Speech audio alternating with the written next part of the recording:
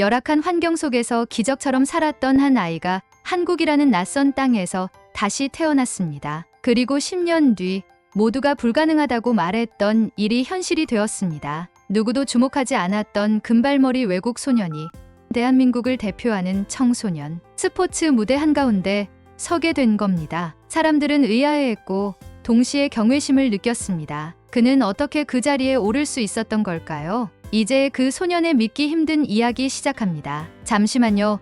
1초 만에 누를 수 있는 좋아요, 구독 부탁드립니다. 여러분의 관심이 큰 힘이 됩니다. 안녕하세요.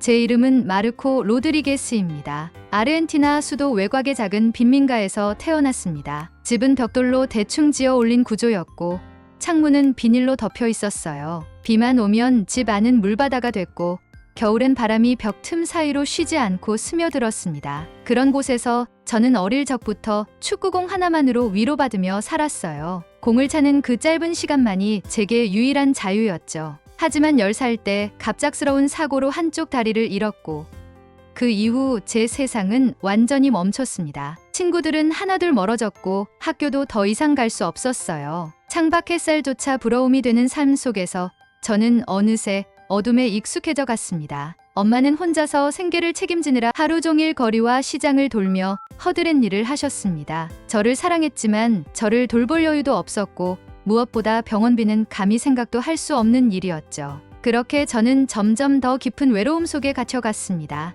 몸도 마음도 자꾸 작아졌고 제 이름을 부르는 사람도 제 미래를 말해주는 어른도 아무도 없었습니다. 그날은 특히 몸이 안 좋았어요. 아침부터 다리에 통증이 심하게 몰려왔고 열이 점점 오르기 시작했죠. 집 안은 숨막히도록 더웠고 어지러움이 몰려왔습니다. 견디다 못해 물이라도 얻으려고 밖으로 나가려던 순간이었어요. 몇 걸음을 채 가지 못하고 골목 입구 근처에서 그대로 쓰러졌습니다. 마침 그 시간 동네 공터에서 무료 진료소를 운영하던 국제의료봉사팀이 그 장면을 목격한 거예요. 누군가가 제 이름을 불렀던 것 같은데 그 뒤로는 기억이 잘 나지 않아요. 다시 눈을 떴을 때는 천으로 임시 설치된 의료 텐트 안이었고 낯선 얼굴들이 저를 둘러싸고 있었죠. 그 가운데 한 사람이 제 손을 꼭 잡고 말했습니다. 괜찮아.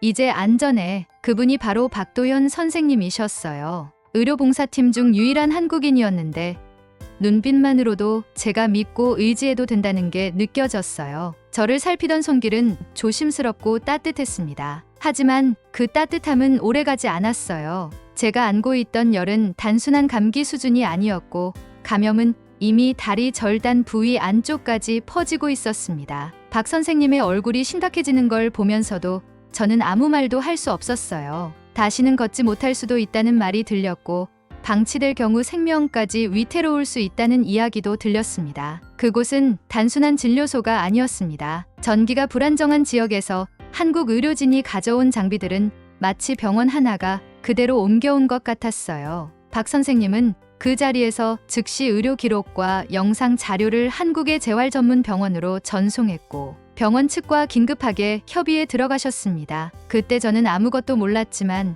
그들 눈에는 분명히 보였을 겁니다. 이 아이를 그냥 두면 안 된다는 절박함이요. 그 순간까지도 저는 단지 꿈을 꾸고 있는 줄로만 알았습니다. 진료소가 정리될 무렵 박 선생님은 조용히 말씀하셨어요. 이 아이를 그냥 두고 갈 수 없습니다. 당시 한국 의료팀은 현지 의료 상황의 한계를 누구보다 잘 알고 있었고 박 선생님은 이미 제 상태와 환경을 병원 측에 보고한 상태였습니다. 하지만 문제가 하나 있었어요. 이송과 치료에 필요한 비용과 행정 절차가 너무 복잡했던 거죠. 현장에 함께 있던 국제구호 단체 관계자는 망설였습니다. 절차상 어려움이 많습니다. 아르헨티나 정부와의 협의도 필요하고 보호자 동의가 먼저인데 시간이 부족합니다. 그때 놀랍게도 엄마가 진료소를 찾아왔습니다. 누군가 마을 사람을 통해 제 상태를 듣고 걸어서 한참을 달려온 것이었어요. 얼굴은 땀으로 젖었고 눈은 이미 벌겋게 부어 있었죠. 엄마는 말했습니다. 제발 제 아들을 살려주세요. 당신들이 이 아이를 데려갈 수 있다면 저는 동의합니다. 부탁드립니다. 그 말에 모두가 조용해졌어요. 박 선생님도 잠시 눈을 감았다가 고개를 끄덕였습니다. 알겠습니다. 저희가 책임지고 치료하겠습니다. 결국 박 선생님의 소속 병원에서 직접 긴급 이송 승인을 내렸고 저는 그렇게 처음으로 비행기를 타게 되었어요. 비행기 안에서도 간호사는 저를 쉬지 않고 돌봐주었고 모든 의료 장비가 갖춰진 환경에서 이동할 수 있었어요. 구름 위를 지나는 창밖을 보며 저는 아주 작은 기대가 살짝 스쳤습니다. 한국에 도착했을 때 아무것도 알 수 없는 낯선 언어, 어두운 창밖 그리고 수술대에 오를 거라는 막연한 공포에 저는 겁이 났습니다. 병원은 조용하고 체계적이었지만 제 마음은 불안과 두려움으로 요동치고 있었습니다. 그러나 그곳에서 처음 만난 건 차가운 기계가 아니라 따뜻한 사람들의 손이었습니다. 간호사는 조심스럽게 제 이름을 반복해서 불러줬고 의사는 제 눈높이에 맞춰 설명해 주었어요. 수술 전날 밤 한 간호사가 제 곁에 앉아 조용히 말했습니다. 무섭죠?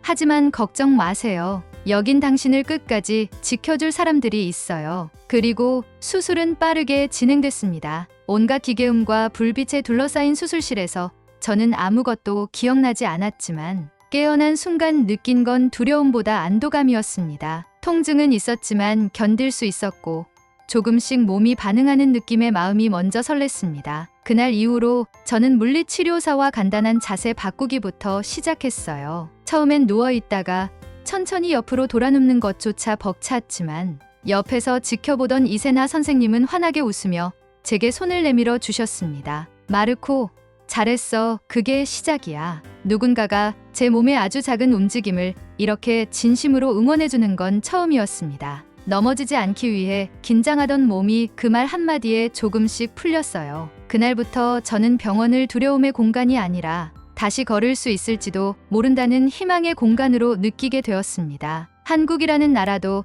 이제는 낯선 곳이 아닌 다시 살아보자는 마음이 움트는 곳이 되었죠. 재활치료는 힘들었지만 그 과정이 저를 살렸습니다. 의료진은 매일매일의 제 움직임을 기록했고 제가 조금만 더 움직이면 칭찬해 주었어요. 그날도 그랬습니다. 처음으로 의족을 단단히 조이고 병원 재활실 옆에 있는 작은 실내 체육관으로 나갔습니다. 이세나 선생님은 말없이 제 옆을 걸어주셨어요. 오늘은 혼자서 해볼래?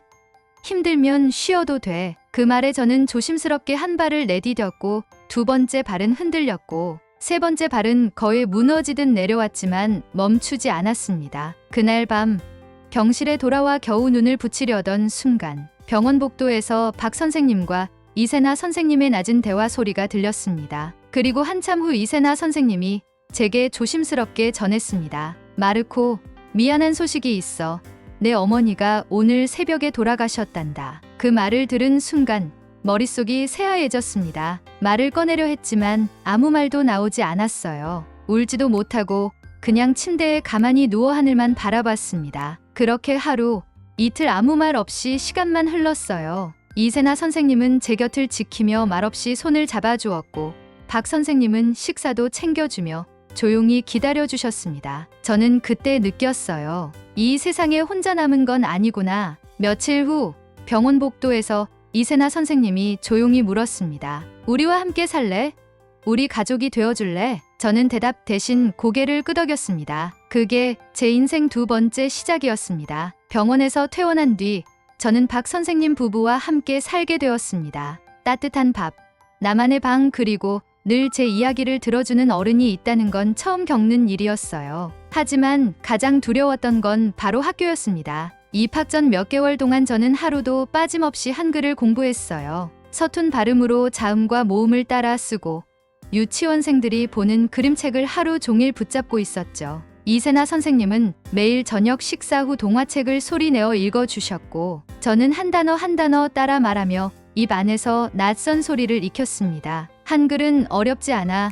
마르코 천천히 하면 돼. 그 말에 용기를 냈습니다. 학교 갈 준비를 하면서 교복을 입어보는 것도 가방에 책을 채워보는 것도 전부 새로운 경험이었어요. 무엇보다 놀라웠던 건 입학 전에 학교에서 준비교실이라는 프로그램을 운영하고 있다는 사실이었죠. 저처럼 중도 입국한 친구들, 다문화 가정 아이들, 그리고 학습이 어려운 학생들을 위한 맞춤 수업이 있었어요. 저는 수업 내용을 빠르게 이해했고 한글도 생각보다 금방 익혔습니다. 박도연 선생님은 우리 아들 마르코는 머리가 참 좋아 집중력도 대단하고라며 웃으셨습니다. 그 말에 자신감이 생겼고 책을 읽고 받아쓰기를 할 때마다 제 안에서도 무언가가 자라고 있다는 걸 느꼈습니다. 입학 며칠 전 저는 병원을 다시 찾았습니다. 그곳에서 제 수술을 도와주었던 간호사 선생님이 여전히 근무하고 계셨고 저를 보자마자 환하게 웃으셨어요. 어머, 마르코 맞지? 어쩜 이렇게 훌쩍 컸을까? 곧 학교 간다면서? 정말 축하해. 그 말에 저는 쑥스러우면서도 기분이 참 이상했어요. 아팠던 기억이 있던 곳이지만 다시 와보니 따뜻한 기억이 더 많은 곳이라는 생각이 들었습니다. 고개를 숙이며 인사를 드렸습니다. 그때 고마웠어요. 열심히 잘 살아볼게요. 그 말이 마음 깊이 울렸습니다. 저는 단순히 치료받은 아이가 아니었습니다. 이 나라에서 제 스스로 길을 만들어 나가고 있는 사람이었어요. 한국은 저를 살려준 나라가 아니라 저를 살아가게 만든 나라였습니다. 그리고 그 길 위에 저는 이제 막 첫 발을 내디뎠을 뿐이었죠. 처음으로 한국 학교에 등교하던 날, 저는 모국을 떠난 첫걸음을 또 한 번 떼는 느낌이었습니다. 익숙하지 않은 교복과 복잡한 교실 분위기, 그리고 아이들의 눈빛이 낯설고 무거웠습니다. 쉬는 시간마다 제 의족을 흘낏보는 시선들. 쟤는 왜 저래? 라는 속삭임에 책상에서 고개를 숙인 채 하루를 견뎌야 했습니다. 외국인, 입양아, 장애인, 그 세 단어가 제 머리 위에 대문자로 적혀 있는 듯한 기분이었죠. 그런 저를 구해준 건 체육 선생님의 한 마디였습니다. 혹시 농구 해볼래? 장애 학생 농구팀 모두가 저처럼 몸 어딘가 불편함을 가진 아이들이었습니다. 다들 불편함이 있었지만 그들 눈에는 제 다리가 아니라 나라는 사람이 보였습니다. 처음으로 누구도 제 다리에 대해 묻지 않았습니다. 너 패스 센스 좋다. 우리 팀의 딱인데? 그 순간 저는 느꼈습니다. 여기서도 내가 뛸 수 있겠구나. 농구팀에서의 생활은 제게 새로운 세상을 보여주었습니다. 매일 저녁 체육관 바닥을 구르며 함께 땀 흘리는 시간은 제 인생에서 처음으로 소속감이라는 걸 느끼게 해뒀습니다. 패스를 놓쳤을 때 누군가는 제 어깨를 두드려줬고 넘어졌을 때는 아무 말 없이 손을 내밀어주는 친구가 있었어요. 장애가 있으니까 배려받는 것이 아니라 동료니까 함께하는 것이라는 걸 이 팀에서 처음으로 배웠습니다. 하루는 훈련 끝나고 체육 선생님이 말했어요. 마르코, 내가 팀에 들어오고 나서 애들 분위기가 더 밝아졌어. 그 말이 그렇게 따뜻하게 들릴 줄 몰랐습니다. 이전까지 저는 늘 혼자였으니까요. 한국은 저를 불쌍한 아이로 보지 않았습니다. 같이 뛸 수 있는 동료, 함께 웃을 수 있는 친구로 봐준 곳이었습니다. 그날 밤 집에 돌아와 조용히 제 다리에 의족을 벗겨놓고 속삭였습니다. 괜찮아, 오늘도 잘했어. 내일은 더 잘할 수 있어. 한국은 저를 회복시켜준 나라가 아니라 제 삶에 다시 함께할 사람들을 만들어준 나라였습니다. 몇 달 뒤 체육 선생님이 봉투 하나를 건네주셨습니다. 마르코, 너 전국 대회 후보야. 저는 손을 부여잡은 채 말했습니다. 저 같은 애도요? 마르코, 너 같은 애가 아니라 가능한 애야. 그 말에 가슴이 뜨거워졌고 저는 훈련에 몰입했습니다. 새벽에 일어나 달리고 수업 후에도 체육관을 떠나지 않았어요. 땀에 절은 옷을 갈아입을 때마다 제 안에서 자라나는 용기를 느꼈습니다. 전국 대회 날, 저는 경기장에 섰고 결과는 예선 탈락이었습니다. 하지만 제게 다가온 한 어르신이 제 손을 꼭 잡고 말했어요. 젊은이, 넌 최고였어. 포기하지 않은 내 모습이 참 고마워. 한국은 1등만 주목하는 나라가 아니었습니다. 끝까지 최선을 다한 이에게도 박수를 보내는 나라였습니다. 전국 대회 이후 제 이야기가 방송을 탔습니다. 반응은 폭발적이었지만 익명의 댓글 하나가 제 마음을 무너뜨렸습니다. 외국인이 왜 한국 대표냐? 그 짧은 말에 가슴이 쿡 하고 찔렸어요. 아버지, 어머니, 친구들, 선생님 모두 저를 받아주었지만 이 사회가 진짜 저를 품어준 걸까 하는 의문이 들었습니다. 며칠 안 저는 식사를 거르고 말도 줄였습니다. 그 모습을 본 이세나 선생님이 조용히 말했습니다. 마르코, 한국이 내게 준 건 생명이 아니야. 신뢰야. 그리고 신뢰는 지켜야 진짜가 되는 거야. 그리고 넌 누가 뭐라고 하던 내 아들이야. 그날 저는 조용히 방에 들어가 다시 유니폼을 꺼냈습니다. 태극기가 새겨진 그 옷 제 손으로 천천히 꺼내들며 생각했어요. 나를 믿어준 이들에게 나도 믿음으로 답하자. 그리고 마침내 국제 청소년 장애 체전에 대한민국 대표로 출전하게 되었습니다. 수많은 국기들 사이에서 태극기를 단 가슴을 두드리며 입장하는 순간 숨이 멎는 줄 알았습니다. 경기 중 넘어지고 또 일어섰고 끝내 저는 동메달을 목에 걸었습니다. 하지만 진짜 감동은 그날 밤 찾아왔습니다. 그날 밤 숙소 복도에서 마주친 아르헨티나 선수 한 명이 조용히 제게 말을 걸었습니다. 너 이야기 들었어. 어릴 때 아무도 돌봐주지 못하는 상황에서 한국으로 입양됐다면서. 근데 지금 이렇게 태극기 달고 코트에 서 있는 거 보니까 진짜 믿기지가 않아. 그리고는 조용히 말했어요. 한국은 너를 포기하지 않았구나. 그냥 치료만 한 게 아니라 너한테 삶 전체를 다시 준 거네. 그런 나라에 있다는 게 부러워. 그 말은 단순한 부러움이 아니라 마음 깊은 곳에서 나온 동경이었습니다. 그 순간 제 고향 아이들이 떠올랐습니다. 제 옛 모습이 겹쳐졌고 저는 결심했습니다. 이제 나는 누군가의 다리가 되자. 그리고 저는 누군가를 일으켜주는 사람, 나처럼 쓰러졌던 아이들을 일으키는 사람이 되자고 생각했습니다. 한국은 저를 운동선수로 끝나게 하지 않았습니다. 저는 교육자가 되어서 제가 받은 행운을 다른 누군가에게 돌려주게 되었습니다. 한국에 입양된 지 10년이 된 해, 저는 어느덧 청년이 되었고 한국과 아르헨티나를 오가며 장애 아동들을 위한 체육 교육 프로그램 2개의 다리를 운영하고 있습니다. 그날도 여느 날처럼 아이들과 농구 연습을 마치고 땀에 젖은 몸으로 체육관 구석에 앉아 있었습니다. 그런데 한 아이가 제게 다가와 물었습니다. 형은 왜 이 일을 해요? 저는 아이의 손을 꼭 잡고 대답했습니다. 나도 너처럼 혼자였어. 그런데 누군가가 날 끝까지 포기하지 않았단다.